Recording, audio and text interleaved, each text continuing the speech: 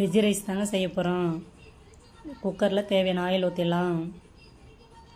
2 பச்சை மிளகாய் கீரி பட்டலாம். பட்டை, லவங்க, கிராம்பு, பிரியாணி இலை ஒன்று போட்டுடலாம். பொரியட்டும். பொரிஞ்ச பிறகு பொடிசாக கட் பண்ணி வச்சுருக்கேன் வெங்காயம் போட்டுடலாம். வெங்காயம் நல்லா வதங்கட்டும்.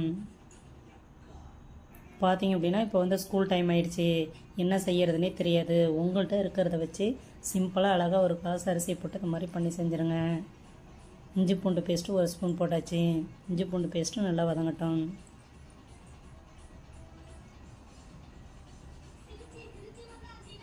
பொடிசாக கட் பண்ணி வச்சுருக்கிற தக்காளி போட்டுடலாம்.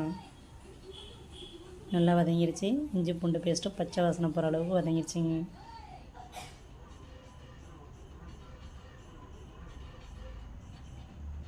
பொடிசாக கட் பண்ணி வச்சுருக்க தக்காளி போட்டுடலாம்.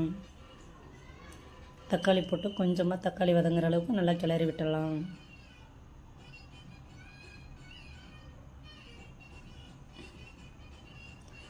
தக்காளி கூட சேர்த்து கொஞ்சமாக புதினா இலை, கொஞ்சம் மல்லி இலை பொடிசாக கட் பண்ணிவிட்டு கழுவி போட்டுடலாம்.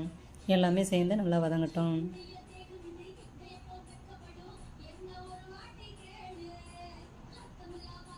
தக்காளி வந்து நல்லா மசிய வெந்துருச்சு.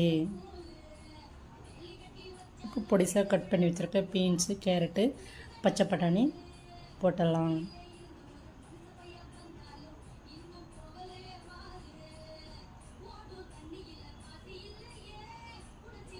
நல்லா ஒரு கிளறி விட்டுடலாம். ஒரு 5 நிமிஷம் வந்து அதிலே எண்ணெயிலே கொஞ்சம் குக் ஆகட்டும்.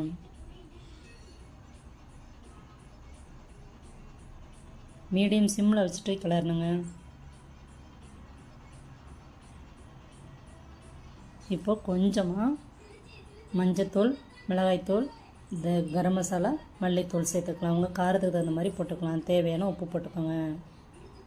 இப்போ ஒரு கிளாஸ் தயிர் போட்டுக்கோங்க. தக்காளி நீங்கள் எவ்வளோ சேர்த்துறீங்களோ அதுக்கு தகுந்த மாதிரி தயிர் சேர்த்துக்கோங்க. எல்லாத்தையும் சேர்த்து ஒரு கிளறி விட்டுடலாம். ஏற்கனவே நம்ம அளந்து கழுவி வச்சுருக்கிற அரிசியை அதில் போட்டுடலாம்.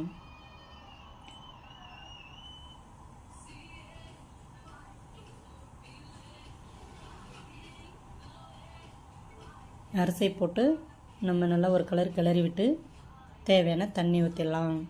தண்ணி எப்பொழுதுமே வந்துட்டு இப்போ ஒரு கிளாஸ் அரிசிக்கு 2 கிளாஸ் தண்ணி எடுக்கிறீங்க அப்படின்னா எக்ஸ்ட்ரா அரை கிளாஸ் வைக்கணுங்க. காய் போட்டிங்கன்னா இன்னும் 1/4 கிளாஸ் சேர்த்துக்கோங்க. இதை சாதாரண நார்மல் அரிசியில் தாங்க செஞ்சிட்ருக்கோம். கொஞ்சம் எப்பொழுதுமே காய் சேர்க்குறோம். அரிசி வந்துட்டு குக்கரில் வைக்கிறதுனால கொஞ்சம் லைட்டாக குழைய இருந்தால் தாங்க குழந்தைங்க நல்லா விரும்பி சாப்பிடும். ரப்பாக இருந்தால் சாப்பிட கஷ்டமாக இருக்கும். இப்போ மூடி போட்டு மூடிடலாம்.